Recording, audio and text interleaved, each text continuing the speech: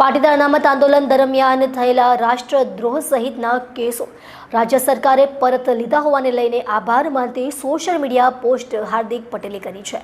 આ પોસ્ટ બાદ અન્ય પાટીદાર નેતાઓ અલ્પેશ કથિરિયા, દિનેશ બાંભણિયા અને નરેશ પટેલે પણ સરકારનો આભાર માન્યો છે।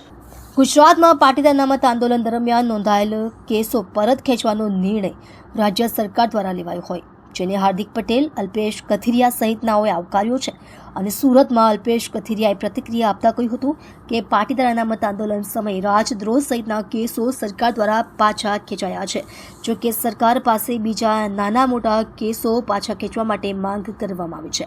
ગુજરાતમાં 14 કેસો પરત ખેંચાશે, જેમાં 2 રાષ્ટ્રોના કેસો છે। સુરત, અમદાવાદ, મહેસાણા સહિત શહેરોમાં કેસો નોંધાયેલા હતા। ગઈકાલે સીએમઓ તરફથી દિનેશભાઈને જે જાણ થઈ છે એ બાબતે દિનેશભાઈને હાર્દિકભાઈ ટ્વીટના માધ્યમથી આ માહિતી આપી છે। એમાં 8 જેવા કેસો ગાંધીનગરના છે, 3 જેવા કેસ અમદાવાદના છે, 2 કેસ સુરત શહેરના અને 1 મહેસાણાનો, કુલ 14 કેસો બાબતે નિર્ણય લીધાની પ્રાથમિક જાણકારી છે સરકાર દ્વારા।